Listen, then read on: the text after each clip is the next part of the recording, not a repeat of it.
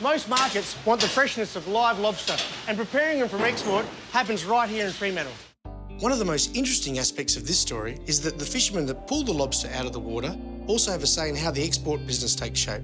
It's a great WA success story that started way back in 1950.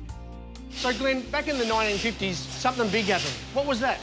So there was a group of fishermen in Geraldton who felt they weren't receiving a fair pay for their day's catch. So they banded together to form their own cooperative and market their own product.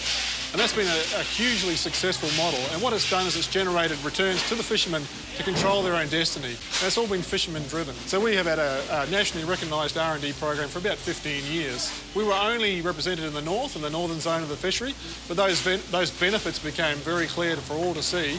And there's been a real strong call from the southern guys for us to come down and deliver those benefits to them.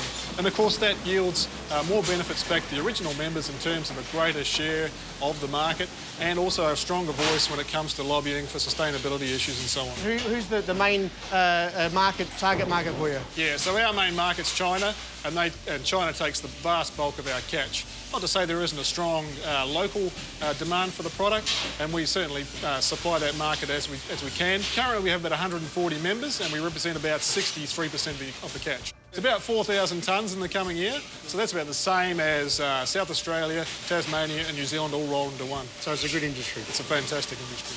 When the first generation of fishermen joined forces to work together for a better deal, they put the foundation in place for the industry to shape its own future and to take charge of making the lobster fishery sustainable. So, Baz, can you just explain a little bit about what MSC means? Yeah, so it actually stands for Marine Stewardship Council. So in 2000, we were the first fishery to be accredited. In Australia? No, worldwide. Worldwide, awesome. First one in the world. And since then, we've been recertified 3 times. Yeah. So that actually gives you a third-party accreditation that you are sustainable, your fishery is sustainable. And you're looking after the environment and the little lobsters that are all, crawling around the bottom of the ocean. Yeah, and one of those key objectives has all the inputs of looking after the whole stage of the lobster cycle. How important is it that the quality of the lobster is right?